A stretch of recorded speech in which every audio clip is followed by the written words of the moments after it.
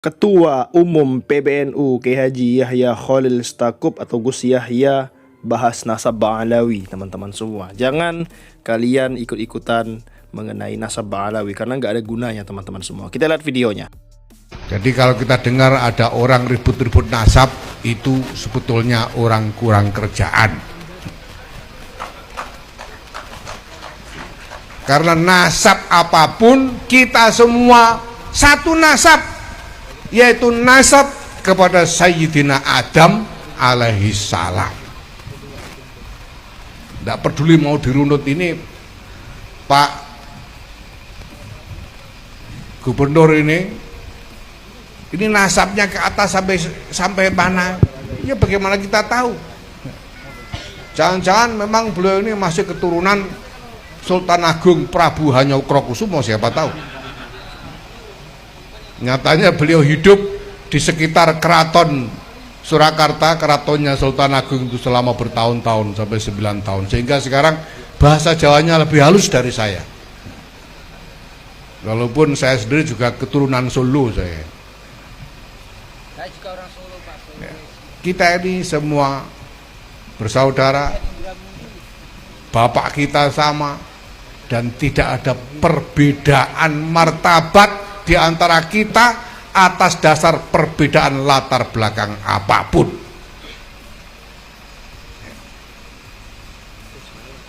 Ya, yang keturunan Papua Selatan, keturunan Merauke, setara martabatnya dengan keturunan Timika. Yang keturunan Timika setara dengan keturunan Makassar.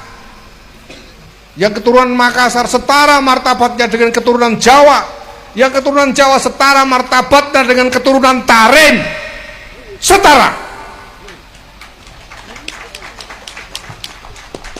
Tidak ada perbedaan di antara kita. Hanya dengan itu kita bisa sungguh-sungguh bersaudara. Selama kita masih menganggap bahwa ada perbedaan martabat di antara kita, rasa persaudaraan itu akan menemukan hambatan untuk bisa dibangun dan dikembangkan. Maka saya berpesan kepada pengurus wilayah Nahdlatul Ulama Papua Selatan ini, mari kita kembangkan khidmah dengan prinsip-prinsip persaudaraan itu. Saya minta jajaran pengurus dan kader-kader Nahdlatul Ulama seluruh Papua Selatan ini, baik PWNU, PCNU, banom-banomnya, tidak peduli baunya muslimat atau bau fatayat, IPNU, IPPNU, Ansor, Banser, saya minta menyediakan diri berkhidmah untuk kemaslahatan siapa saja tanpa peduli, tanpa membeda-bedakan apapun, karena semua yang ada bersama kita ini adalah saudara. Satu lagi contoh, ketika Rasulullah masih hidup, Quran dihafal, sahabat hafal semua sahabat. Rasulullah tidak pernah tulis ya, enggak pernah. Apalagi hadis, apalagi hadis, Quran enggak pernah perintah. Tapi beberapa sahabat yang nulis lah, karpe dewe lah, bukan atas perintah, bukan. Setelah Rasulullah wafat, sahabat hafal Quran semua. Orang hafal itu enggak butuh tulisan, kayak kulo hafal kulhu kulo. Butuh tulisan kulo, butuh kulo. Nah, kulhu sapal kok. Fatihah ya hafal, alhamdulillah. Orang butuh tulisan. Setelah Islam berkembang, maka Sayyidina Abu Bakar, Khalifah Abu Bakar berpikir, ini butuh tulisan Quran nih. Enggak semua orang hafal Quran. Maka Sayyidina Abu Bakar membentuk tim Kutabil Wahyi, diketuai oleh sahabat Zaid bin Thabit, anggotanya 10 orang, Ubay bin Ka'ab, siapa lagi? Ibnu Mas'ud, Ibnu As, Muawiyah, dari tim penulis Quran. Nah, dicetak, ditulis, diperbanyak, dikopi, bagi Basrah, Kufah, Mekah, Baghdad, Damaskus, Kairo, pun Lama-lama baca Qur'annya bertentangan. Satu kota dan kota yang lain bertentangan. Gak sama baca Qur'an, gak seragam. Maka ketika zaman Sayyidina Utsman memutuskan tarik Quran, tarik semuanya. Mushaf ditarik semua dari kota-kota itu. Dari Kufah, Basra, Baghdad, Damaskus, Kairo, tarik. Dikumpulkan di Madinah, ditulis ulang. Setelah jadi tulisan, yang lain bakar. Satu saja yang resmi. Maka sampai sekarang namanya Mushaf Utsmani. Apa? Mushaf Mang Utsman. Abang Utsman. Pak Ade Utsman apa Ade Utsman? Ya Allah. Tindakan keputusan Sayyidina Utsman benar apa salah? Jamaatus sahabat. Nah, semua ilmu itu lahir setelah Rasulullah wafat. Ilmu itu semua. Sumbernya Quran. Tapi lahirnya setelah Rasulullah wafat. Mushaf Utsmani saya punya fotokopinya. Fotokopi. Gak bisa dibaca. Saya aja gak bisa baca. Kenapa? Titik saja tidak ada. Ba, ta, sa, nun, ya sama. Ya kalau ngapal bisa baca, hafal kok.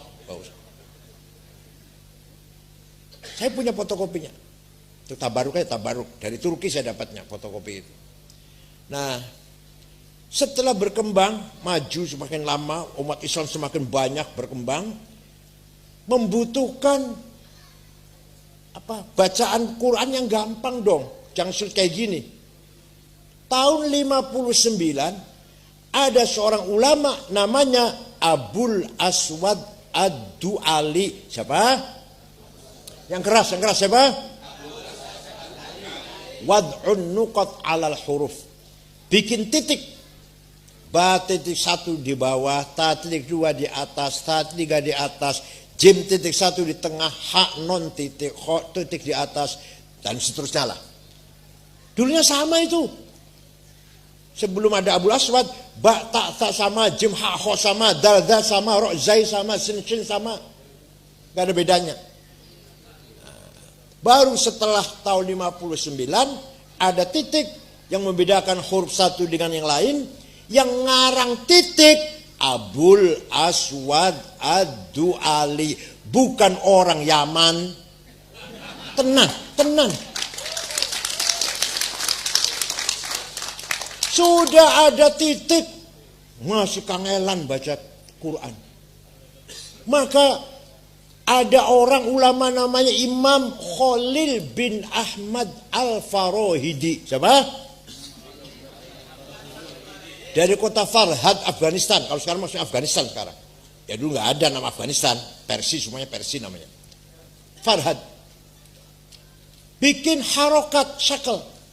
Fathah, domah, kasroh, fathaten, domaten, kasroten, tasdid, sukun. Siapa yang bikin?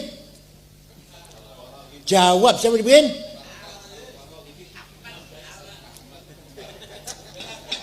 Khalil bin Ahmad Al-Farahidi. Sarapannya ampas kelapa apa ya?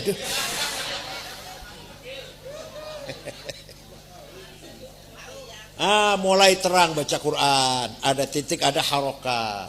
Tapi orang Banyumas, Cilacap, Purwokerto, banyak orang baca Quran salah.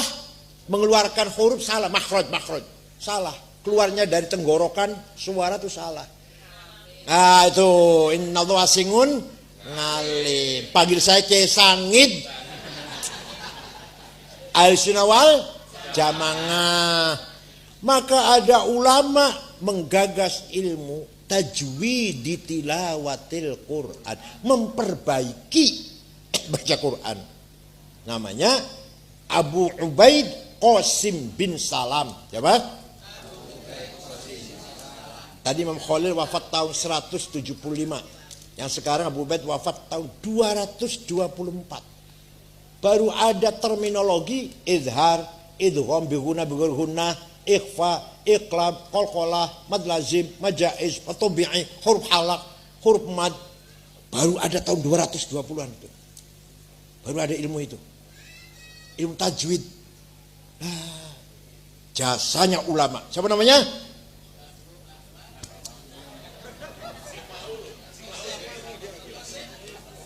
Abu Ubaid Qasim bin Salam. Wafat tahun 224 Hijriah. Bukan orang? Bukan orang yang bukan.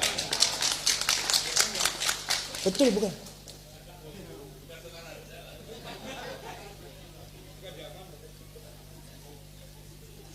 Itulah jasanya ulama. Seperti itu teman-teman semua ya. Jangan lupa subscribe MPH Channel. Terima kasih telah menonton video kali ini teman-teman. Bantu tembuskan 100.000 subscriber. Terima kasih. Assalamualaikum.